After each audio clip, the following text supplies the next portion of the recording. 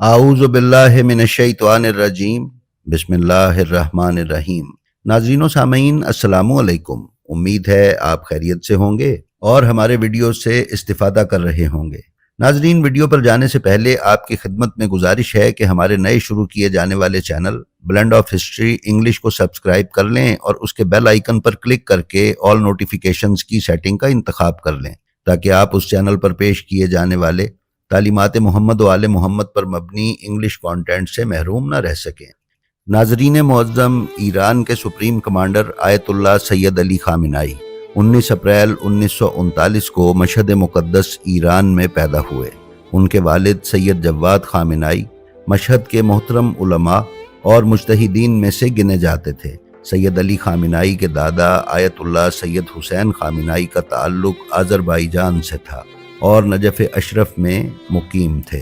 آیت اللہ خامنائی نے ابتدائی تعلیم مشہد مقدس کے اسلامی اسکول دارالتعلیم دیانتی میں حاصل کی اور انہی ایام میں تجوید کے ساتھ قرآن پڑھنا شروع کیا۔ 5ویں جماعت سے انہوں نے حوزہ کی ابتدائی تعلیم بھی شروع کی اور مختلف مدرسوں میں تعلیم حاصل کرتے رہے۔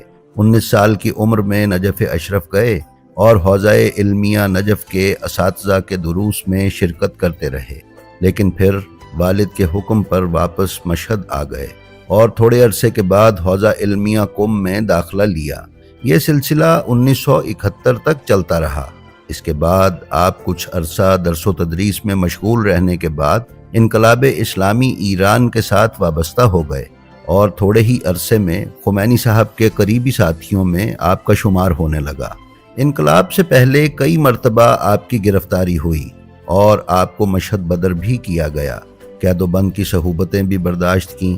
انقلاب سے وابستہ ہونے سے لے کر انقلاب برپا ہونے تک خمینی صاحب نے متعدد ذمہ داریاں آیت اللہ خامنائی کو سونپیں جو انہوں نے باحسن انجام دیں۔ ناظرین، نظریاتی طور پر آیت اللہ علی خامنائی ڈاکٹر مصطفیٰ چمران کے نظریات سے کافی متاثر تھے اور مصطفیٰ چمران کے گروپ میں ہی شمار کیے جاتے تھے۔ انقلاب کے فوراً بعد انہیں انقلابی کونسل کی رکنیت ملی اور یہ کونسل ممبر کے طور پر اپنی ذمہ داریاں ادا کرتے رہے۔ بعد میں اس انقلابی کونسل کے حکومت میں ضم ہو جانے کے بعد ڈاکٹر مصطفیٰ چمران کو وزیر دفاع مقرر کیا گیا اور خامنائی صاحب ڈاکٹر مصطفیٰ چمران کے نائب کے طور پر کام کرتے رہے۔ 1980 میں آیت اللہ خامنائی کو خمینی صاحب نے تہران کا امام جمعہ مقرر کیا۔ اسی سال ایران میں انتخابات ہوئے اور خامنائی صاحب الیکشن لڑ کے قانون ساز اسمبلی کے ممبر بنے۔ اسی سال 1980 کے ماہ ستمبر میں ایران اور عراق کے درمیان جنگ چھڑ گئی۔ آیت اللہ خامنائی نے ایران عراق جنگ کے پہلے گھنٹوں سے ہی جنگی مسائل کی منصوبہ بندی میں فعال کردار ادا کیا۔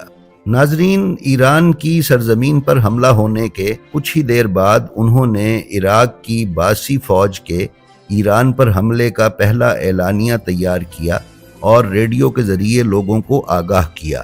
جنگ کے آغاز کے دوسرے دن خامنائی صاحب نے فوج کے مشترکہ ہیڈ کوارٹر میں منعقدہ اجلاس میں شرکت کی، جس میں اس بات کا جائزہ لیا گیا کہ عراق کی فوجی جارحیت سے کیسے نپٹا جائے۔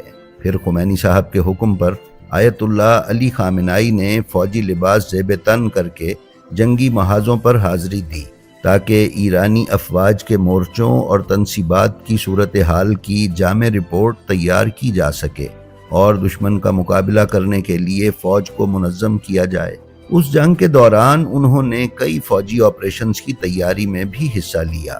سپاہ پاسداران اور بسیجی افواج کی ہتھیاروں اور رسد کی ضروریات کی فراہمی میدان جنگ میں ان کی دیگر سرگرمیوں میں شامل تھی۔ مورچوں پر ان کا زیادہ تر وقت بے قاعدہ جنگوں یعنی گوریلا وار کے ہیڈ کوارٹر کی کارروائیوں کی رہنمائی، حمایت اور منصوبہ بندی میں گزرتا تھا، جسے مصطفیٰ چمران نے تشکیل دیا تھا۔ اس ہیڈ کوارٹر کے خصوصی اقدامات میں سے ایک، جس میں آیت اللہ خامنائی براہ راست شریک تھے، عراقی ٹینکوں کو ناکارہ کرنے کے لیے خصوصی فوجی گروپوں کی تشکیل تھی۔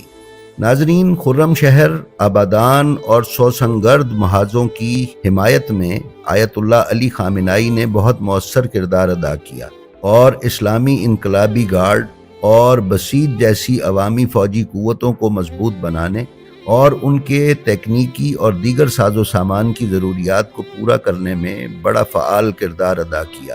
ان کی ایک اور کوشش IRGC اور فوج کے درمیان محاذوں اور فوجی کارروائیوں میں ہم آہنگی قائم کرنا تھی۔ اس جنگ کے اگلے سال خمینی صاحب کے فرمان کے مطابق سپریم کونسل آف ڈیفنس کو تمام جنگی امور کی ذمہ داری دے دی گئی، اور آیت اللہ خامنائی نے خمینی صاحب کے آرڈر پر اس کونسل میں خمینی صاحب کے نمائندے اور ترجمان کی حیثیت سے شمولیت اختیار کی۔ اسی دوران وہ جنگی معاملات میں خمینی صاحب کے مشیر بھی رہے۔ آبادان کا محاصرہ توڑنے کے آپریشن میں آیت اللہ خامنائی براہ راست موجود تھے۔ اسی طرح ایران کے دیگر کئی شہر جن پر صدام کی فوجوں نے حصار قائم کیا ہوا تھا کو بچانے میں بھی خامنائی صاحب نے کلیدی کردار ادا کیا۔ ناظرین، آیت اللہ علی خامنائی 2 مرتبہ ایران کے صدر بھی منتخب ہوئے۔ ان کی صدارت کے دونوں ادوار میں جنگ کا مسئلہ سر فہرست اور ملک کا اہم ترین مسئلہ رہا۔ آنے والے سالوں میں اس جنگی منظرنامے میں تبدیلیاں آئیں اور مجموعی طور پر جنگی مورچوں پر توازن ایران کے حق میں بدل گیا۔ عراقی افواج کو زیادہ تر مقبوضہ علاقوں سے باہر دھکیل دیا گیا، اور ملک کے اعلیٰ حکام بشمول سپریم ڈیفنس کونسل کے سربراہ آیت اللہ خامنائی کے اتفاق رائے سے فوجی کارروائیوں کا ایک سلسلہ ڈیزائن اور نافذ کیا گیا۔ ناظرین، آیت اللہ خامنائی کی صدارت کے 8 سال میں سے 7 سال جنگ کرتے ہوئے گزرے۔ آپ اس دوران بھی جنگی مورچوں پر متواتر حاضر ہوتے اور شریک ہوتے رہے، لیکن پھر خمینی صاحب کے منع کر دینے پر جنگی مورچوں پر شرکت کا یہ سلسلہ رک گیا۔ اس کے علاوہ وہ صدارت کے دوران supreme council of war support کے سربراہ بھی تھے۔ یہ کونسل جنگ کے خاص حالات کے پیش نظر تشکیل دی گئی تھی، اور اس کا مقصد یہ تھا کہ ملک کے وسائل اور امکانات کو جنگ کی خدمت میں زیادہ سے زیادہ بہتر طریقے سے استعمال کیا جائے، اور جنگی مورچوں کی ضروریات کو پورا کرنے کے لیے افواج کو آمادہ کیا جائے اور سہولیات کی فراہمی کے لیے مؤثر اقدامات کیے جائیں۔ ناظرین، اگر غور کیا جائے تو آیت اللہ خامنائی کی زندگی میں تعلیم، فوجی تربیت اور سیاست کے علاوہ چوتھا کوئی مشغلہ نظر نہیں آتا۔ یہی وجہ ہے کہ اسرائیل اس وقت اپنا سب سے بڑا دشمن ایران اور اس 86 سالہ بزرگ آیت اللہ سید علی خامنائی کو سمجھتا ہے۔ نتن یاہو کے موجودہ اور حالیہ بیانات میں اس نے صراحتاً آیت اللہ خامنائی کو راستے سے ہٹانے پر زور دیا ہے۔ آیت اللہ خامنائی کی ذاتی زندگی اس قدر سادہ اور غریب عوام کے رہن سہن کے مطابق ہے کہ ان کے مخالفین بھی ان کی ذات میں عیب تلاش نہیں کر سکے۔ آیت اللہ خامنائی کے 4 بیٹے اور 2 بیٹیوں کے بارے میں بھی آج تک کوئی ایسا سکینڈل یا کرپشن سامنے نہیں آ سکی کہ جس سے لوگوں کو ان پر انگلی اٹھانے کا موقع مل سکے یا ایرانی عوام ان سے متنفر ہو۔ دنیا کے دیگر حکمرانوں کے برخلاف خامنائی صاحب اور ان کے خاندان کی زندگی بغیر عیش و عشرت اور جدید سہولتوں کے ہے۔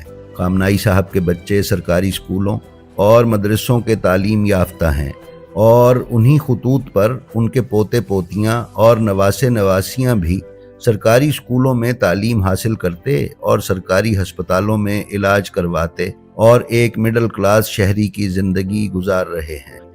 جی تو ناظرین، یہ تھی ہماری آج کی ویڈیو۔ ہمیں امید ہے یہ آپ کو پسند آئی ہوگی۔ اگر آپ ہمارے چینل بلینڈ آف ہسٹری پر نئے ہیں تو ہم آپ سے گزارش کرتے ہیں کہ برائے مہربانی اسے سبسکرائب کر لیں۔ اس کے ساتھ ہی ساتھ ہمارا جو ویڈیو آپ کو پسند آئے اس کا لنک اپنے حلقہ احباب میں شیئر کرنا نہ بھولیں۔ اپنا اور اپنے متعلقین کا بے حد خیال رکھیں اور خلق خدا میں آسانیاں تقسیم کرتے رہیں۔ خدا آپ کا حامی و ناصر ہو۔ السلام علیکم۔